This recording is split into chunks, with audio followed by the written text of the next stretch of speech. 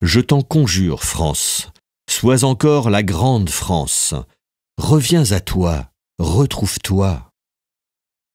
Deux aventures néfastes sont l'œuvre unique de l'antisémitisme, le Panama et l'affaire Dreyfus. Qu'on se souvienne par quelle délation, par quels abominables commérages, par quelle publication de pièces fausses ou volées, la presse immonde a fait du Panama un ulcère affreux qui a rongé et débilité le pays pendant des années. Elle avait affolé l'opinion.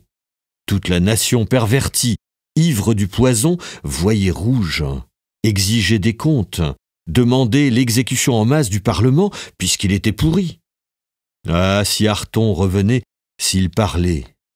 Il est revenu, il a parlé, et tous les mensonges de la presse immonde se sont écroulés, à ce point même que l'opinion, brusquement retournée, n'a plus voulu soupçonner un seul coupable, a exigé l'acquittement en masse.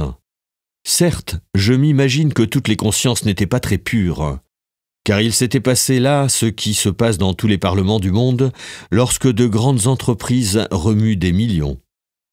Mais l'opinion était prise à la fin de la nausée de l'ignoble. On avait trop sali de gens, on lui en avait trop dénoncé.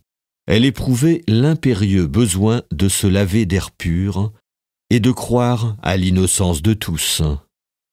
Eh bien, je le prédis, c'est ce qui se passera pour l'affaire Dreyfus, l'autre crime social de l'antisémitisme. De nouveau, la presse immonde sature trop l'opinion de mensonges et d'infamie. Elle veut trop que les honnêtes gens soient des gredins, que les gredins soient des honnêtes gens. Elle lance trop d'histoires imbéciles, auxquelles les enfants eux-mêmes finissent par ne plus croire. Elle s'attire trop de démentis. Elle va trop contre le bon sens et contre la simple probité. Et c'est fatal. L'opinion finira par se révolter un de ces beaux matins dans un brusque haut-le-cœur quand on l'aura trop nourri de fange. Et comme pour le Panama, vous la verrez, pour l'affaire Dreyfus, peser de tout son poids, vouloir qu'il n'y ait plus de traîtres, exiger la vérité et la justice dans une explosion de générosité souveraine. Ainsi sera jugé et condamné l'antisémitisme sur ses œuvres, les deux mortelles aventures où le pays a laissé de sa dignité et de sa santé. C'est pourquoi, France, je t'en supplie, reviens à toi, retrouve-toi sans attendre davantage. La vérité, on ne peut te la dire, puisque la justice est régulièrement saisie et qu'il faut bien croire qu'elle est décidée à l'affaire. Les juges seuls ont la parole. Le devoir de parler ne s'imposerait que s'ils ne faisaient pas la vérité tout entière.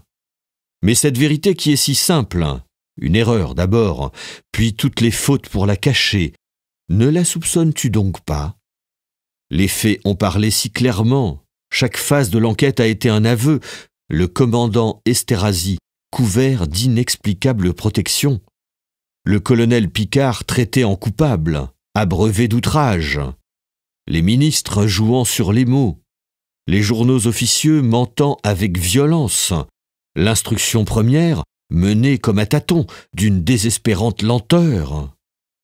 Ne trouves-tu pas que cela sent mauvais, que cela sent le cadavre, et qu'il faut vraiment qu'on ait bien des choses à cacher pour qu'on se laisse ainsi défendre ouvertement par toute la fripouille de Paris lorsque ce sont des honnêtes gens qui demandent la lumière au prix de leur tranquillité?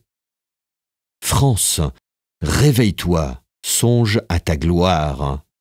Comment est-il possible que ta bourgeoisie libérale, que ton peuple émancipé, ne voit pas dans cette crise à quelle aberration on les jette? Je ne puis les croire complices. Ils sont dupes, alors, puisqu'ils ne se rendent pas compte de ce qu'il y a derrière. D'une part, la dictature militaire, de l'autre, la réaction cléricale. Est-ce cela que tu veux, France? La mise en péril de tout ce que tu as si chèrement payé? La tolérance religieuse?